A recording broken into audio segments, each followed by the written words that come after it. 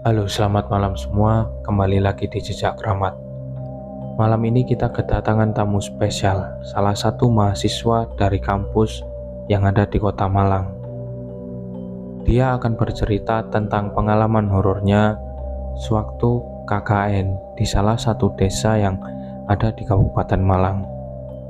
Penasaran dengan cerita lengkapnya? Sebelum itu, tekan tombol like dan subscribe biar kalian tidak ketinggalan cerita seru lainnya. Oke, tanpa menunggu lama lagi, kita langsung masuk ke ceritanya. Awal ceritanya dulu kami bersama satu tim KKN. Semula kita kesulitan untuk mencari base camp atau tempat tinggal untuk KKN, Mas. Namun Pak Kepala Desa menyarankan dan mengingat karena punya saudara yang rumahnya tidak ditinggali, jadi kita dikenalkan sama saudaranya dari bapak kepala desa tersebut. Terus seiring berjalannya waktu, kita akhirnya bertemu dengan saudaranya pak kepala desa. Seiring berjalannya waktu, kita akhirnya ke tempat atau rumah yang bakal kita tinggali itu, Mas. Tidak jauh dari rumah kepala desa, mungkin 1 kilometeran ya, Pak. Namun posisi dari rumah tersebut memang sangat terpojokkan, mungkin jauh dari keramaian sih. Namun juga yang kita ketahui memang untuk dari bangunan itu sangat masih bagus, Mas. Dari bentuk bangunan, terus warna cat dan lain-lain masih bagus. Menurut saudara dari Bapak Kades, ini rumah anaknya, namun anaknya masih melakukan pendidikan di kota lain. Jadi mereka menawarkan untuk menempati rumah tersebut. Dari kami dan tim KKN sangat setuju, mengingat kami juga harus berhemat karena jarak dari kota menuju ke tempat kami KKN juga jauh. Jadi kami menerima tawaran untuk mengambil rumah tersebut. Berjalannya kami dan kawan-kawan melakukan KKN di desa tersebut, ya pada umumnya kami bersenang-senang. Kami melakukan kegiatan demi kegiatan, hari demi hari kita lalui tanpa ada keanehan-keanehan yang kami alami. Namun pada suatu hari ada kejadian lampu mati atau lampu padam di kampung tersebut yang menyebabkan beberapa keanehan-keanehan itu mulai terjadi pada tim atau kelompok KKN kami. Yang pertama, pada saat itu para teman-teman mencium bau anyir pada salah satu kamar. Jadi kurang lebih di situ ada 4 kamar di bawah. Satu kamar untuk cowok dan 2 kamar untuk cewek. Total jumlah dari peserta KKN kelompok kami yaitu kurang lebih 11 orang. Jadi 4 3 sampai 4 orang laki-laki menempati satu kamar dan 8 orang 6 sampai 8 orang menempati kamar cewek atau kamar putri. Saat kejadian lampu padam, para teman-teman KKN putri merasakan atau mencium bau anyir di salah satu kamar tersebut dan mencoba memverifikasi kepada teman-temannya. Memang beberapa teman juga merasakan hal tersebut, namun beberapa teman juga menanggapi mungkin itu hanya halusinasi teman-teman saja, karena yang kami rasakan memang tidak sebegitu kuat juga, yang tidak rata mencium atau bisa membuktikan bau angin tersebut. Di kemudian hari, hal aneh tersebut saya rasakan sendiri. Ketika saya pulang paling terakhir, teman-teman KKN sudah tertidur pulas. Jadi saya belum mendapatkan tempat tidur sendiri. Ketika saya berinisiatif untuk tidur di musola, sebetulnya saya sendiri tidak memikirkan keanehan-keanehan yang terjadi sebelumnya. Jadi saya tetap ingin tidur walaupun di dalam musola. Namun yang harus diperhatikan, di dalam musola itu ada barang-barang yang menurut saya kurang etis. Jadi ada beberapa barang keramat seperti keris yang berjajar di tembok atas. Nah, ketika saya tertidur pulas, namun keanehan-keanehan itu justru malah datang menghampiri saya.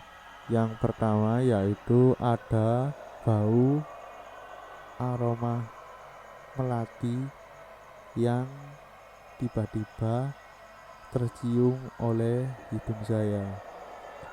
Namun pada saat pertama saya mencoba berpikir positif, mungkin ada teman-teman yang bangun atau ke toilet, jadi menurut saya itu hal yang wajar. Namun ketika saya tertidur lagi, aroma tersebut datang lagi kepada saya, yang membuat saya menjadi mulai gelisah akan aroma melati tersebut. Namun karena saya kondisi yang sangat capek, saya mencoba tetap tertidur di dalam musola tersebut. Namun tidak lama kemudian saya mencium aroma melati untuk ketiga kalinya, yang membuat saya harus benar-benar tidak kuat dan harus pindah tempat tidur dari musola tersebut. Itu salah satu kejadian aneh yang pertama kali saya alami sendiri. Untuk keesokan harinya, berhubung KKN saya pada waktu COVID, pada saat itu angka kematian mulai meningkat di kampung tersebut, sehingga Bapak Kepala Desa menyarankan untuk beberapa hari teman-teman KKN untuk pulang ke rumahnya masing-masing, dan saya sendiri berinisiatif untuk tetap di posko KKN tersebut karena saya juga harus tetap koordinasi dengan Bapak Desa. Namun keanehan lagi-lagi saya alami sendiri. Pada saat itu saya sendirian di posko KKN. Keanehan yang saya alami yaitu ketika pada saat mau tidur lagi, saya mencoba tidur di dalam kamar, namun keanehan itu datang lagi ke diri saya, yaitu pada saat saya tidur saya merasa ada yang lewat di depan pintu kamar saya. Namun lagi-lagi saya mencoba positive thinking, mungkin memang saya lagi berhalusinasi. Namun tidak satu kali ada orang lewat, dan saya merasa ada 2-3 kali orang tersebut lewat. Namun yang saya tahu, tidak ada cerita horor dari tempat tinggal yang saya tinggali bersama teman-teman KKN saya. Setelah 2-3 kali, saya mulai gelisah dan saya pasrah karena tidak ada rekan yang menemani saya di posko KKN tersebut, sehingga saya akhirnya memutuskan untuk tidur di ruang tamu depan, agar ketika memang dirasa sangat menakutkan, saya bisa meminta bantuan dengan Bapak Kepala Desa.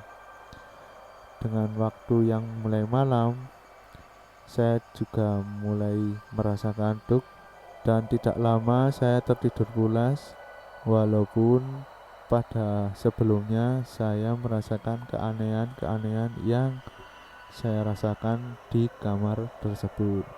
Dan keanehan yang terakhir yang saya alami ketika hari terakhir KKN bersama teman saya. Pada waktu itu saya dan teman saya melakukan bersih-bersih terakhir untuk hari terakhir di posko KKN. Ketika saya melakukan bersih-bersih di kamar, tiba-tiba saja lemari kamar yang saya tiduri tiba-tiba ada yang mendobrak-dobrak. Semula saya pikir teman saya bergurau kepada saya, namun ketika saya tanya kepada teman saya, ternyata dia berada di kamar mandi. Dan saya melanjutkan bersih-bersih di kamar dan suara menggedor di lemari terjadi lagi. Dan saya manggil teman saya untuk menemani saya mencoba membuka pintu lemari tersebut. Walaupun sedikit takut, saya berusaha untuk memverifikasi apakah benar ada gangguan dari penunggu tempat KKN tersebut.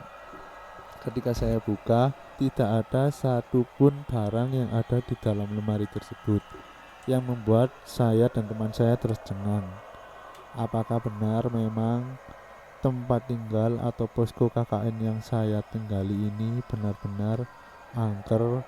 Walaupun itu di hari terakhir, saya pastikan memang benar, walaupun di awal saya juga menceritakan mulai bau anyir, terus ada bau melati, hingga didobrak lemari di dalam kamar. Dan saya pastikan memang tempat tinggal kami ketika KKN sangat horor sekali. Jadi sewaktu lemari didobrak-dobrak itu apakah ada angin atau emang gerak-gerak sendiri? Masnya lihat sendiri ya? Memang pada saat itu di dalam kamar, dan yang saya tahu tidak ada jendela, Mas. Itu yang membuat saya juga kebingungan kenapa lemari tersebut tiba-tiba ada suara dobrakan dari dalam lemari tersebut. Sewaktu masnya tidur yang katanya di musola itu, ini konteks musolanya itu di dalam rumah ya? Kayak buat sholat. Kebetulan posisi musola memang di dalam rumah. Jadi sewaktu masnya tidur di musola itu yang bau melati, itu masnya dimimpiin sama penunggu rumah itu apa enggak? Jadi yang saya alami ketika di dalam musola tersebut, saya hanya mencium bau aroma melati saja, Mas. Saya tidak digangguin secara mimpi ya, Mas ya. Jadi saya hanya diganggu dari bauan-bauan melati yang tiba-tiba datang, padahal sebelumnya tidak ada aroma melati, dan di situ juga hanya keris yang ada di dalam musola tersebut, Mas. Oke, cerita yang cukup menarik. Oke, dari masnya apa ada pesan-pesan buat maba-maba yang mau KKN ini? Kalau dari saya,